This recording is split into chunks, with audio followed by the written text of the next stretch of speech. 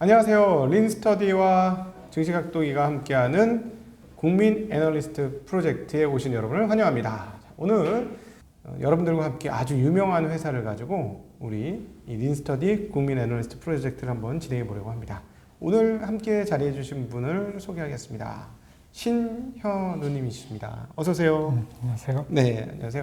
본인 소개를 한번 조금 더 해주시죠. 예, 린스터디에서 참여한 지는 아직 한 달 정도밖에 안 됐고요. 네. 직장인 생활을 한 지 10년 정도 된 직장인입니다. 네, 직장 생활 해보시니까 어떻든가 돈이 잘 모이시던가요? 그렇으면 여기 있지 않겠죠. 네. 아니, 근데 사실은 제가 주변에 이제 돈 많이 버는 분들을 좀 아는데 아무리 돈을 많이 벌어도 별로 돈이 없어요. 네, 네, 소위 말해서 뭐 의사건 뭐건 모이긴 모이는데 사실 거의 대부분 서울의 집값 앞에 굉장히 작아지는 그런 걸 경험할 수 있어서 그런 분들도 어떻게 자산을 운용하는지 굉장히 고민스러워합니다. 그러니까 사실 월급만 많이 받으면 모든 게 될 것 같지만 또 그렇지 않은 것 같아요. 그래서 저희가 이 투자를 더 할 수밖에 없는 쪽으로 몰리고 있는 게 아닌가 하는 생각이 드는데, 자, 이제 오늘 들어가죠. 오늘 어떤 기업을 공부해 오셨을까요? 예, 제가 분석한 회사는 주식하는 사람이면 모를 수가 없는 회사죠. 네네. SK 하이닉스라는 회사고요. 코스피에 상장되어 있는 SK 하이닉스라는 회사는 전기전자 업종에 속해 있습니다. 네. 시가총액은 88조 883억 원, 시가총액 2위인 회사, 삼성전자 다음의 회사죠. 네. 그리고 현재 주가는 14일 기준으로는 12만 1,000원이고요. 이게 이제 오늘 종가 기준으로는 12만 7,000원이었습니다. 네. 그리고 52주 최고가는 올해 3월 달에 15만 500원이었고, 올해 10월 달 최저가가 이제 9만 500원이었습니다. 네. 모두 잘 아시다시피 메모리 반도체를 주로 생산하는 회사고요. 그 중에 D램과 낸드 프레시가 매출 비중이 96% 정도 됩니다. 네. 그리고 이제 시스템 LSI 사업도 하고 있고, 글로벌 마켓 쉐어는 D램이 27.2%로 2위, 그리고 낸드 프레시가 13.5%로 3위권을 유지하고 있습니다. 네. SK 하이닉스 선정한 이유는 아무래도 국내 산업 중에서 가장 큰 비중을 차지하고 있다는 것이 가장 컸고요.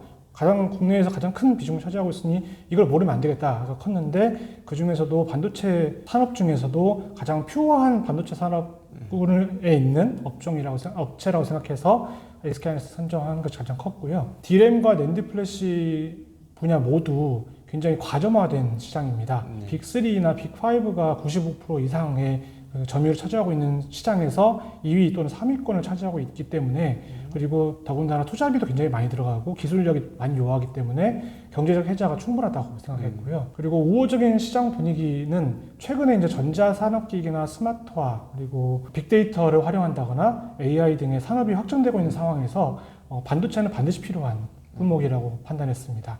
더군다나 이제 메타버스나 자율주행 같은 미래 성장 동력에 있어서도 왜 곡괭이와 삽 전략이라고 하지 않습니까? 골드러시가 있을 때 곡괭이와 삽 파는 사람이 제일 부자가 된 것처럼 반도체가 그 곡괭이와 삽이 될 수 있을 거라고 생각했습니다. 네. 최근 일봉 차트를 이제 봤는데요. 최근 일봉으로 보면은 이제 6월부터 계속해서 이제 떨어지고 있는 모습을, 주가가 내려가고 있는 모습을 볼 수가 있는데, 가장 결정적이었던 거는 아무래도 8월 달에 모건 스탠리의 윈터 이즈 커밍이라는 리포트가 굉장히 결정적이었죠. 그때 급격하게 하락하고 계속해서 하락세를 보이다가 10월 달을 최저점으로 해가지고 최근에는 계속 반등세를 보이고 있는 상황입니다. 그래서 지금 12월 24일 기준으로는 12만 8천원, 오늘 기준으로 12만 7천원을 기록하고 있는 상황이고요. 주봉으로 보면은 이제 작년 초부터 이제 나오는데, 작년 말쯤에 이제 급격하게 반도체 주가가 상승하다가 이제 2월, 3월쯤을 최고점으로 해가지고 7개월간 계속해서 하락을 했습니다. 그리고 최근 이제 상승하고 있는 상황이고요. 좀 더 이제 월봉으로 보면 좀 더 시기를 길게 볼 수가 있는데, 2013년도부터 이제 보게 되면은 우리가 반도체 보통 빅사이클이라고 불리는 이제 17년도, 18년도쯤에 이제 계속 이제 상승하는 곡선을 볼 수가 있고, 그 이후에 이제 19년도부터는 계속 이제 하락 후에 이제 횡보를 보이다가 2020년도 마찬가지로 이제 상승하고 있는 모습을 볼 수가 있습니다. 이제 이런 모습을 총 봤을 때 제가 느낀 거는 굉장히 역시 경쟁 민감주구나, 굉장히 주가 변동이 급격하고 진폭이 굉장히 크구나라는 것을 느낄 수가 있었고요. 네. 이제 이 이유는 아무래도 그 주 제품인 D램과 낸드 플래시의 수급 상황이 굉장히 많은 주가 연동이 됐을 것이다라는 것을 이제 추측해 봤습니다. 그리고 그 2013년도부터 최저점을 봐가지고 이제 현재까지 상황을 보면 계속해서 우상향하고 있는 모습을 보이고 있지만, 이 조정을 한번 왔을 때에는 40%까지도 이제 하락하는, 굉장히 역시 이제 이 주가 변동성이 크다는 것을 확인할 수가 있었고요. 반대로 생각하면은 이 주가가 이 회사가 괜찮다고 하면은 주가가 떨어졌을 때 추가 매수를 할 수 있는 기회가 될 수도 있겠다라는 점도 고려해봤습니다. 네. 산업환경 및 사업 포트폴리오는 그 반도체 부문의 그 D램과 낸드 플래시가 거의 대부분을 차지하고 있는 상황인데요. 2021년도 그 컨센서스 기준으로는 매출액이 42조 9천억 원대를 기록할 것으로 예상하고 있고, 영업이익은 12조 3,460억 원을 기록할 것으로 예상하고 있는 상황입니다. 그 중에서 이제 D램이 제가 예상했던 것보다 훨씬 더 많았는데, D램이 71% 정도를 차지하고 있고, 낸드 플래시가 25% 차지하고 있다고 예측하고 있는데요. 이거는 이제 사업 투자 보고서, 투자 설명회 자료에서 나와 있는 3분기 매출 기준으로 이제 설정한 건데, 이 전에 그 매출 기준들을 봐도 크게 차이는 없는 것으로 보입니다. 글로벌 마켓 쉐어를 확인하기 위해서 가장 최신 자료가 이제 21년도 3분기의 그 트렌드포스 자료를 이제 확인해 봤습니다. SK 하이닉스는 3분기 27.2%로 그 D램은 2위권이고, 그리고 낸드 플래시 같은 경우에는 13.5%로 삼성전자와 히옥시아 다음에 이제 3위를 차지하고 있는데, 여기서 특이한 점은 이제 20년도 11월에 인텔 낸드 플래시 사업을 인수를 하면서 그 마켓 쉐어를 그대로 가져왔다고 가정하면은 이제 19%로 이제 히옥시아와 함께 2위권을 형성할 것으로 예상합니다. 재무 환경을 확인해 봤습니다. 특징적인 부분은 2017 아까 말씀드렸던 빅사이클이라 불렸던 17년도의 매출 영업이익들을 보면 그 다른 연도에 비해서 압도적으로 영업이익과 매출액, 영업이익, 당기수익이 다 높은 것을 알 수가 있습니다. 18년도? 네네네. 그런데 이 18년도에 비교해서도 오히려 매출액 컨센서스 기준이긴 하지만 매출액이 오히려 더 상승한 것을 알 수가 있습니다. 올해 같은 경우에.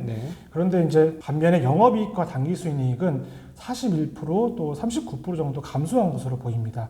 그런 점을 봤을 때 19년도, 20년도의 다운 사이클 때에 비교해서는 좋은 실적이지만 빅사이클 비교해서는 그 좀 질적으로 좀 다르다는 것을 생각했고요. 재무상태표에서는 부채 비율을 주목했는데, 부채 비율이 소폭 상승하긴 했지만 여전히 그 평균적인 비율을 봤을 때 굉장히 낮은 편에 속한다라고 보였고, 그 아까 앞서 말씀드린 것처럼 영업이익이 20조가 넘었을 때와 그 다음에는 바로 2조 떨어지는 등의 이렇게 영업이익 변동폭이 굉장히 크다 보니까 ROE 같은 그 자기자본 이익률 같은 수치에서도 굉장히 진폭이 크다는, 그래서 시크릿커 업종의 특징을 볼 수 있는 대목이었습니다. 밸류에이션 비교를 하기 위해서 시장과의 비교, 그리고 업종 내에서, 그리고 경쟁사와의 비교, 그리고 과거 데이터와의 비교를 하기 위해서 그 표로 다 작성을 해봤는데요. 전반적으로 보면은 2019년을 제외하고는 대개 5개년 동안 그 반도체 경쟁사에 비해서도 상대적으로 낮은 밸류에이션을 기록하고 있고요. 올해 이제 2021년 12월 현재 기준으로도 그 코스피나 경쟁사보다도 낮은 밸류에이션을 기록하고 있다는 것을 확인할 수 있었습니다. 실적을 증권사 분석 보고서에서 이제 요약을 해봤는데요. 4개의 증권사를 요약하고 이제 그 뒤에도 3개 정도 더 나와서 다 읽어봤지만 공통적으로 하는 이야기들이 내년 그 상반기까지는 시장의 다운턴이 시작될 것이다. 이미 시작됐고 그것이 계속 유지될 것이다. 그리고 내년 3분기부터는 3, 4분기부터는 메모리 가격이 이제 상승 구도에 올라갈 것이다 라는 분석은 다 공통적이었습니다. 그리고 떨어지는 그 메모리 다운턴에 비해서도 현재 그 PBR 수치가 굉장히 낮은 수준이라는 것은 공통적인 의견이었고요. 제가 조금 재밌다고 생각했던 부분은 메리츠 증권의 이 두 번째 부분인데, 인텔 랜드 사업부 인수를 해가지고 1차 대금을 이제 아마도 올해 안에 지급을 하는 걸로 알고 있고, 그 내일 아마 그 마무리되는 걸 알고 있는데, 그걸로 인해 가지고 서버 경쟁력 강화되고 순부채 전환은 불가피한데도 그러다 보니 내년에는 수익성 정책으로 변모할 것이다 라는 대목이 있었어요. 근데 수익성 정책이라는 거는 제조사 입장에서 수익성을 따질 수 있다는 얘기는 제조사가 굉장히 힘이 세다라는 얘기이거든요. 왜냐면 고객이 원하는데도 수익성을 이길 수 있다는 거는 고객 무엇보다도 공급사가 더 우위다라는 의미가 돼서 네. 직접적인 언급을 하지 않았지만 그 의미가 조금 이게 오히려 굉장히 좋은 의미라고 저는 인식을 네. 했습니다. 네. 그리고 이렇게 다운 사이클이 끝나고 이제 업 사이클이 만약 시작되게 된다면 그 이제 반도체 경쟁사에 대비해서 퓨어 플레이어인 이 SK 하이닉스가 보다 더 유리한 위치에 있을 수 있겠다. 이익 탄력도 좋을 수 있겠다라고 판단했습니다. 네. SK 하이닉스의 강점을 말씀드리겠습니다. SK 하이닉스는 앞서 말씀드린 것처럼 독과점적 지위를 가지고 있는 회사입니다. 네. 그 메모리 반도체에서 굉장히 높은 순위에 많은 마켓 셰어를 가지고 있는 회사이고, 그리고 낸드 사업부에서는 특히 인텔 낸드 사업부를 인수하면서 더욱더 도약할 것으로 이제 기대하고 있습니다. 그리고 시장의 여건은 아까 앞서 말씀드린 것처럼 22년도 상반기까지는 ASP가 하락하지만 그 폭이 제한적이고, 그 3분기부터는 DRAM과 낸드 가격이 상승한다면 주가 역시 올라갈 수 있을 것이다 라고 기대하고 있고요. 미래 발전성으로 굉장히 좋고요. 그럼에도 불구하고 경쟁사 대비 상대적으로 낮은 밸류에이션을 차지하고 있다라는 점이 강점이라고 꼽았습니다. 약점이라면 이거는 이제 메모리 반도체 기업의 숙명과도 같은 약점들인데요. 그 글로벌 경기와 수급에 따라서 높은 변동성을 가지기 때문에 앞서 말씀드렸던 이제 전망치, 예를 들어 이제 공급 부분에서 문제가 생긴다거나, 네. 올해같이 코로나19로 인해서 공급이 잘 안 돼가지고 이제 판매가 잘 안 된다거나, 반대로 이제 경기가 너무 안 좋아가지고 출하가 잘 안 돼가지고 문제가 생긴다거나 이랬을 때는 그 여파가 다른 사업을 같이 하고 있는 경쟁사 대비해가지고 오히려 더 클 수가 있는 거죠. 그런 문제가 있기 때문에 더욱더 경영자의 뛰어난 사업 역량이 더 그리고 신속한 의사결정이 중요한 사업이라고 판단했고요. 네. 이 사업의 특징이 그 경쟁적이고 끊임없는 카펙스 투자가 필요합니다. 네. 이제 일례로 연구개발 비용을 봤을 때 2018년도에는 2.9조 원, 2019년도에 3.2조 원, 2020년도에 3.5조 원씩으로 계속해서 증가하고 있고요.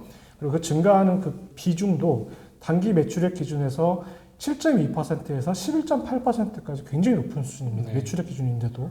그러다 보니까 이게 투자를 얼마나 절감할 수 있느냐도 하나의 포인트인 것 같고, 그리고 이 투자가 기하급수적으로 늘어나 버린다거나 아니면 투자를 했는데도 제대로 수율이 안 나와 버리거나 해버리면 굉장히 직격탄을 받을 수 있겠다라는 약점이 있습니다. 네. 그래서 저는 이 SK 하이닉스의 현재 저의 의견으로는 매수 결정 의견을 냈고요. 앞서 말씀드린 것처럼 그 독과점치라든가 현재 그 위치는 공고하다. 그리고 시장 여건도 우호적이고 상대적으로 낮은 밸류에이션 갖고 있다는 것이 장점이고, 다만 이것을 매수를 하기 전이라든가 아니면 매수한 후에도 계속해서 봐야 할 것이라고 생각하신 것이 이제 약점이라고 봤는데, 그게 특히 이제 중국에서 노트북 생산이라든가 그 제조업에서 이제 영향을 많이 미치기 때문에 중국 경기가 침체된다거나 IT 수요가 감소한다거나 그로 인해 가지고 모바일이나 서버, PC 등에서의 출하량이 줄어든다거나 R&D나 카페스 투자가 너무 많이 늘어난다거나 또는 메모리 가격, 반도체 가격, 직접적인 영향을 줄 수 있는 메모리 반도체 가격이 하락한다거나